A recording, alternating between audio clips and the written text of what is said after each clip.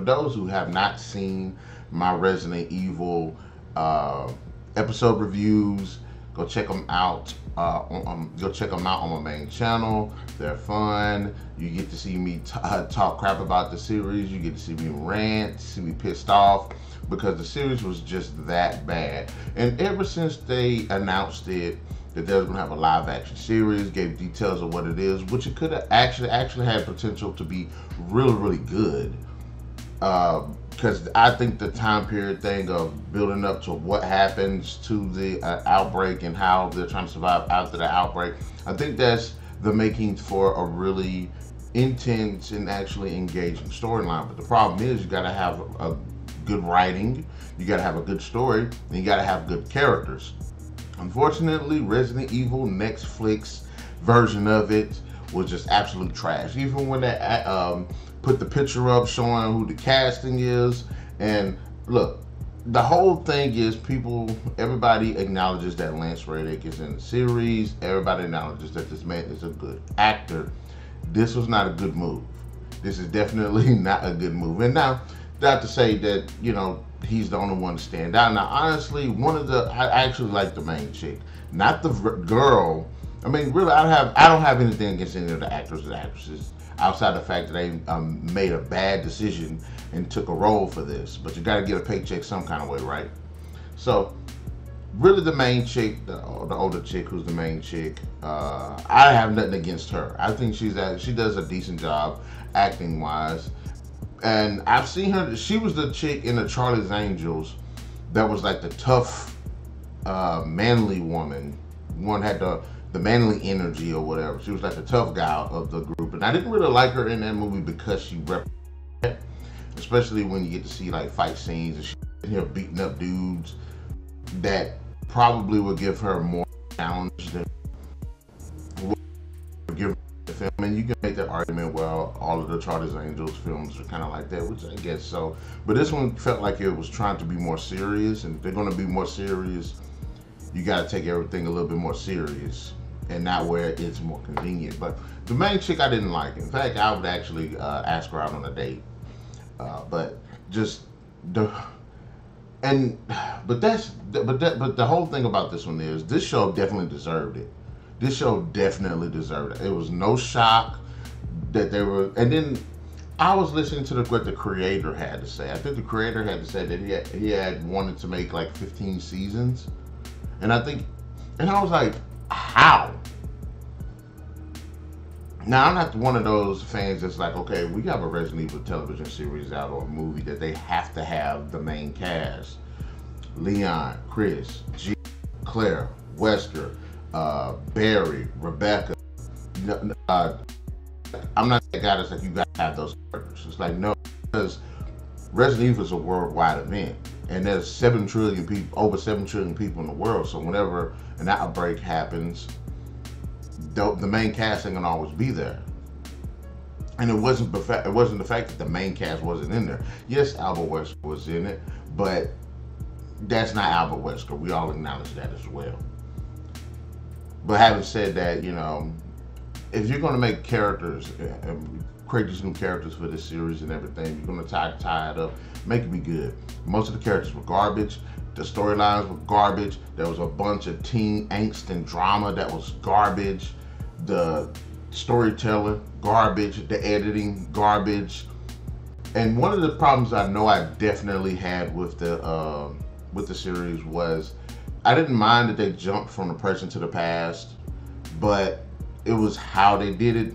If they would have did possibly one episode in the past, one episode in the future, because there was at one point, like within the last 2 or 3 episodes, they introduced a small clip of what happened in one timeline, and then the rest of the episode was the other timeline. Then at the end of it, they kind of tease what happened.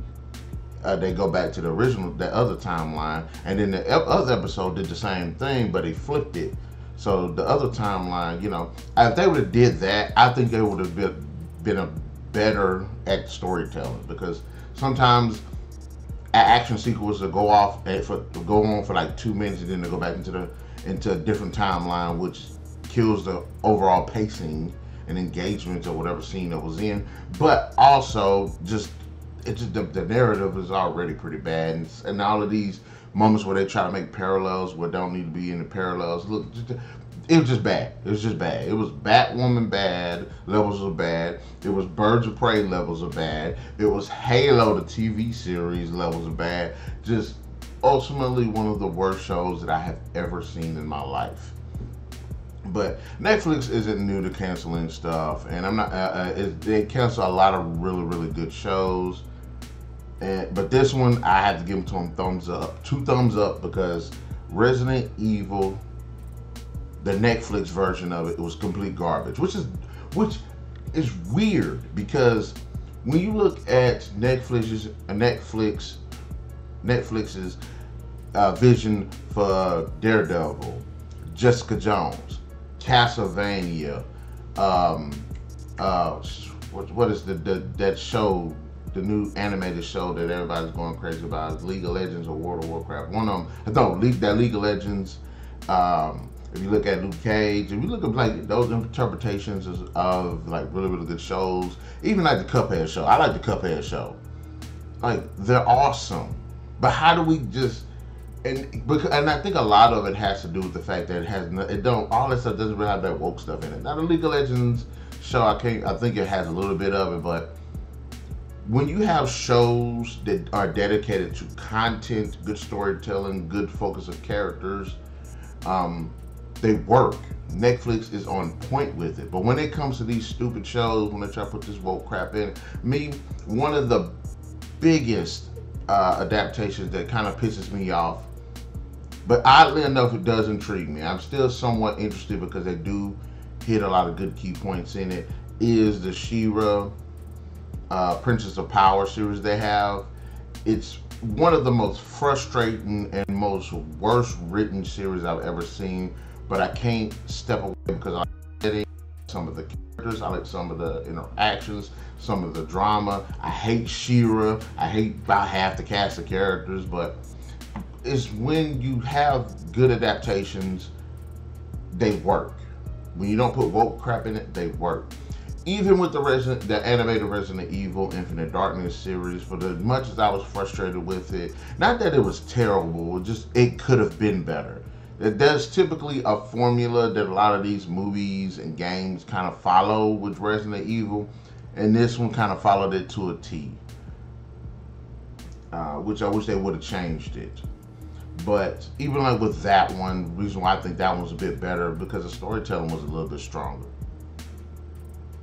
But yeah, as far as Netflix canceling Resident Evil, I ain't mad at them. It's a dumb show.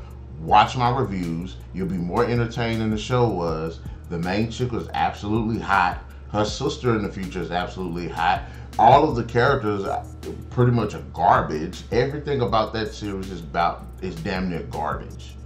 So, and I don't still understand why they strayed so far from the source material, because I do like the Resident Evil films with Mila Jovovich in it, even though they have fuck all to do with the actual source material, but they was more close to the source material than this show was.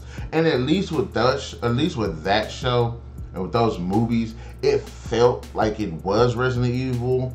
You got the zombies, you got the monsters, you got the madness, you got the action. There's some sequences where it was actually pretty good horror in it. It was a lot of intense moments. The thing about it is, it was actually enjoyable despite the fact that the writing was shit. So I don't understand what Netflix's Resident Evil couldn't pick up on that. But yes, and also I wanted to just talk about, video game adaptations and kind of the success rate that they have. They're not really good. I mean, honestly, the most popular one at this moment, the most successful one at this moment, is Sonic the Hedgehog. Absolutely killer show.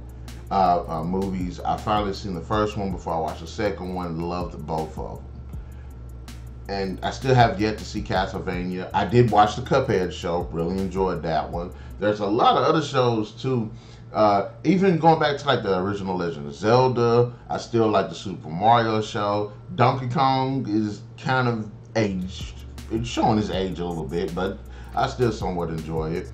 I was really surprised with The Legend of Zelda though, because I was like, this is quite a different Link than I remember. Because this one was flirting and stuff. But even when it comes to like those adaptations and stuff, look, just go with good source. Go with good material. Just go with good material. That's all I'm saying. All I am saying. The Tomb Raider films, I have my issues with them. I do think they are enjoyable, but they just don't feel like Laura Croft films. They feel like Angelina Jolie films, especially with all the posing and all the different outfits that she has and all the over the top action and most of the fact that in fact, even with the Tomb Raider film that had the new chicken, I can't remember her name now, it didn't feel like Tomb Raider because I wanted to see majority of the movie with her being in a tomb in the woods trying to figure out ruins and different languages and stuff, and pretty much most of those films you don't really get that. Now in the rebooted Tomb Raider one, I'll give it that she went to the island and stuff like that, fine. But the first like third of the movie was just absolute garbage